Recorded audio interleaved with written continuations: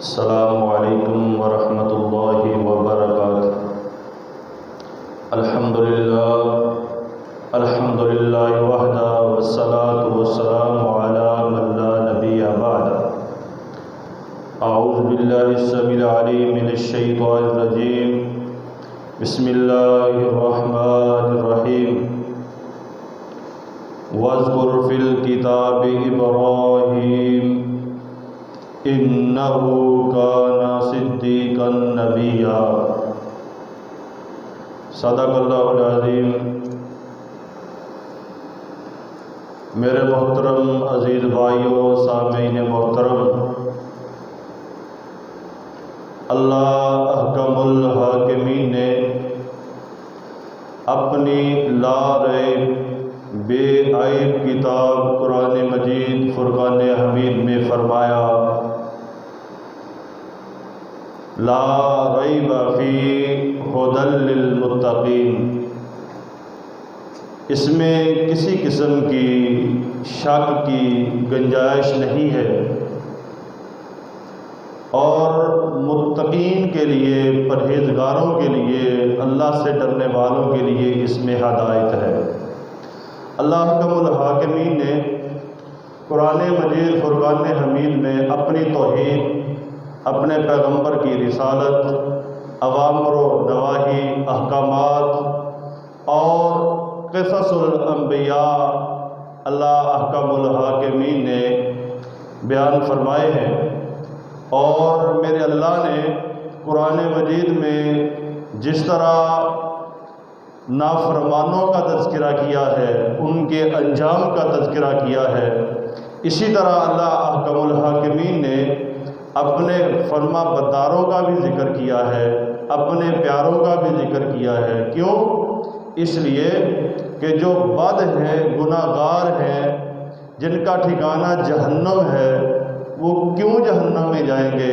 ایسے اعمال سے بچنے کی کوشش کرنی چاہیے، اور ایسے اعمال جن کے کرنے سے اللہ کا قرب حاصل ہوتا ہے، اللہ کی خوشنودی ملتی ہے، ایسے اعمال کرنے کے بعد جن لوگوں کو اللہ نے انعامات سے نوازا، جن لوگوں کے بارے میں اللہ رب العالمین نے فرمایا اولئک انعم اللہ من النبیین والصدیقین والشہداء والصالحین، انعام یافتہ، انعمت علیہم، جن پر اللہ کا انعام ہوا، وہ کون ہیں؟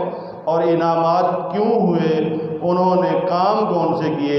اسی لیے اللہ رب العالمین نے اپنے برگزیدہ نیک لوگوں کا اور انبیاء کا ذکر قرآن مجید فرقان حمید میں کیا۔ میں بڑے اختصار کے ساتھ گفتگو کرتا ہوں، اور اللہ رب العالمین کی توفیق کے ساتھ میری کوشش ہوتی ہے کہ جو بات کروں وہ قرآن اور حدیث سے کی جائے۔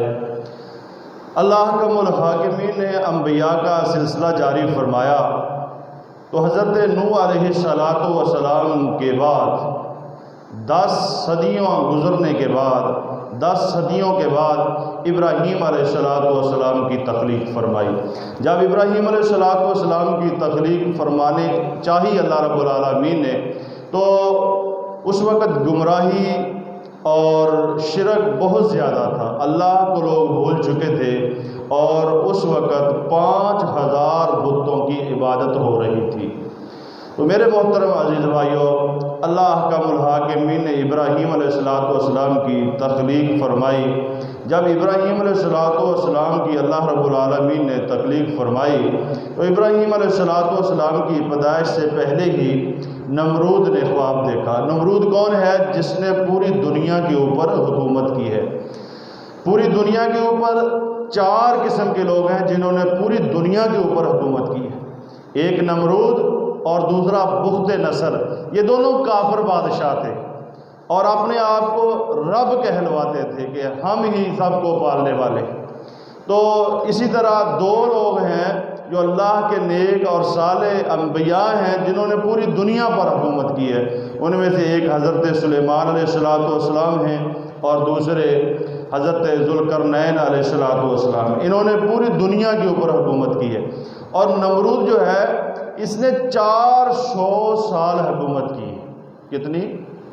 400 سال حکومت کی ہے۔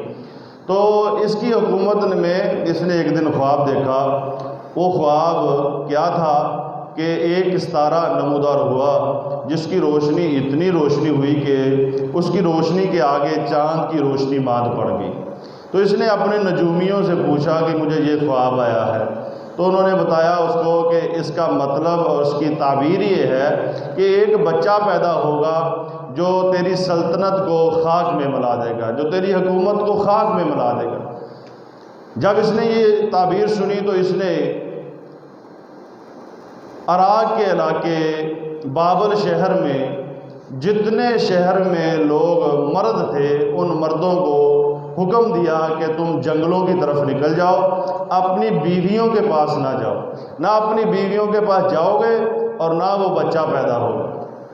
تو ان نجومیوں نے کہا تھا کہ وہ بچہ تیرے شہر میں پیدا ہوگا، سب کو نکال دیا، لیکن جو حضرت ابراہیم علیہ السلام کے والد تھے جن کو اللہ نے آزر کہا ہے، بعد نے کہا ہے اس کا نام طارق تھا، آزر چچا تھا، لیکن راجے جو اللہ نے فرمایا ہے کہ جب ابراہیم علیہ السلام نے اپنے باپ آزر سے کہا تو یہی اپنا صحیح ہے کہ آزر ان کا نام تھا۔ تو وہ بت تراش تھا، خود بت تیار کرتا تھا، بتوں کی پالش کرتا تھا، ان کی صفائی ستھرائی کا خیال رکھتا تھا، اور اس نے ایک بہت بڑا بت تیار کیا تھا جو نمرود کو پیش کیا۔ نمرود کو بہت پسند آیا، اس نے پھر ایک بہت بڑا زمین کا حصہ جو ہے وہ آزر کو دے دیا۔ سب مردوں کو اختصار کے ساتھ سب مردوں کو نکال دیا شہر سے، لیکن اس آزر کو نہ نکالا۔ کیوں؟ وہ بتوں کی خدمت کرتا تھا، بتوں کی پالش کرتا تھا، صفائی ستھرائی